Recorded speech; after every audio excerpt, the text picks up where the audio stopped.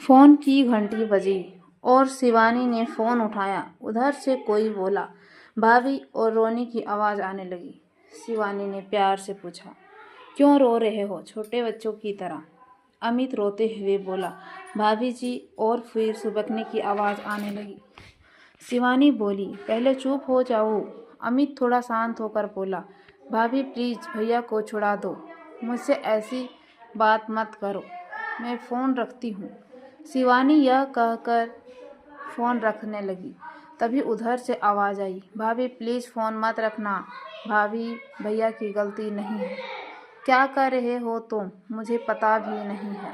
मुझे तुमसे इस विषय में कोई बात नहीं करनी। कुछ और बात है तो बताओ। भाभी मैं जानता हूँ, अमित रूंधे हुए स्वर में बोला। शिवानी ना चाहते हुए भी थोड़े गुस्से में बोली, क्या जानते हो? यह कि भैया ने आपको मारा, और क्यों मारा ये भी जानता हूँ। अमित थोड़ा धीरे से बोला। शिवानी को अब गुस्सा आने लगा और वो थोड़ी तेज आवाज़ में बोली, ये सब कहने को तुम्हें किसने कहा? भाभी किसी ने नहीं, मम्मी पापा तो किसी वकील से मिलने गए हैं, उन्होंने तो आपसे बात करने को मना किया है, अमित ने जवाब दिया। फिर क्यों बात कर रहे हो? तुम इस सब बातों से मत पड़ो, शिवानी गुस्से में बोली। कैसे ना पढ़ूं? वो मेरे बड़े भैया ही नहीं सब कुछ हैं, मैं उनके बिना नहीं जीऊँगा। गलती मैंने की है और सज़ा भैया भुगत रहे हैं। अमित कहकर चुप हो गया। तुमने कोई गलती नहीं की है, तुम्हारे भैया ने मुझे मारा, एक बार भी नहीं 2 बार। पहले थप्पड़ मारा और फिर अगले दिन गला दबाने की कोशिश की। शिवानी झुंझलाहट में सब बोल गई। अमित भी चीख कर बोला, माँ ने कहा था कि उसे सच जान। उससे अमित की स्कूल की यूनिफॉर्म की टाई और बेल्ट क्यों छुपाई थी? वो भैया को बार बार फ़ोन करके परेशान किए जा रही थी। भैया ने बताया कि आपने ऐसा कुछ नहीं किया। उन्होंने कहा आप झूठ बोल रही हैं। आप चाहती हैं ना मैं पढ़ूं? बस भैया को गुस्सा आ गया। मैंने सोचा भैया जब शांत हो जाएंगे तो मैं सच बता दूंगा। तुम क्या कर रहे हो? तुम्हें पता भी नहीं है? शिवानी हैरान होकर बोली। अमित धीरे से बोला, हाँ भाभी मैं जानता हूँ मैं क्या बोल रहा हूँ।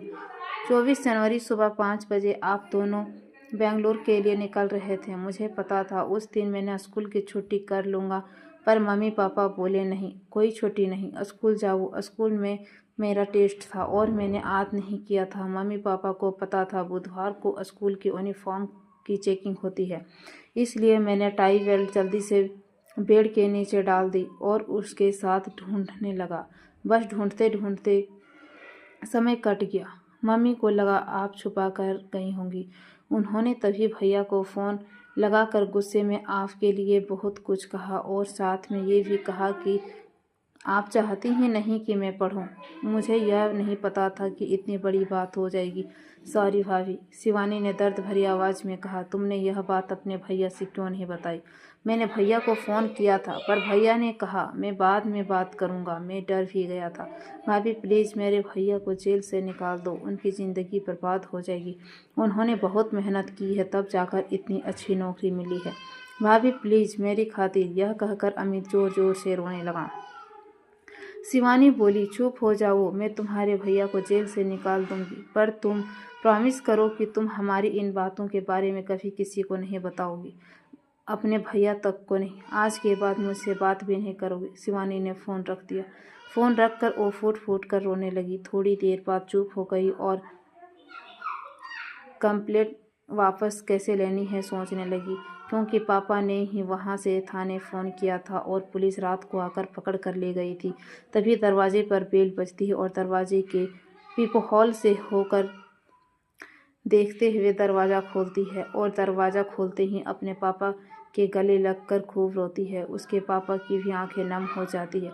फिर उसके पापा उसे चुप करवाते हैं और उसे कहते हैं, तैयार हो जाओ, थाने जाने हैं, एफआईआर लिखवानी है। रात को सिर्फ तुम्हारे प्रोडक्शन के लिए पुलिस उसे ले गई है।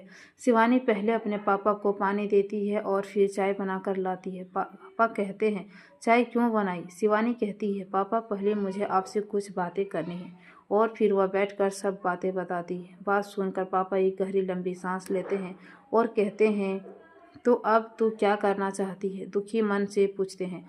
पापा मुझे कुछ नहीं करना, बस आप उस इंसान को जेल से बाहर निकलवा दो और अब मैं अपनी ज़िंदगी खुद ही जीऊँगी।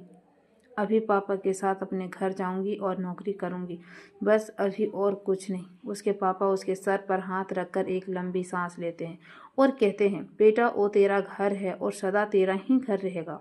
भावुक हो उठते हैं, फिर अपने को संभालते हुए कहते हैं, तू जो चाहे बस खुश रहने की कोशिश कर और खुद के आंसू संभाल नहीं पा रहे।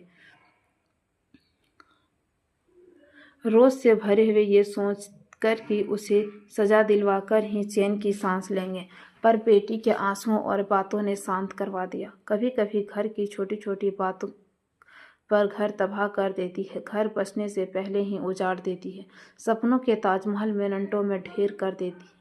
मेरी बेटी का क्या कसूर था? ये सब सोचते हुए उठते हैं और शिवानी के सम्मान पैक करने को कहते हैं। फिर पापा बेटी थाने जाने के लिए निकल जाते हैं।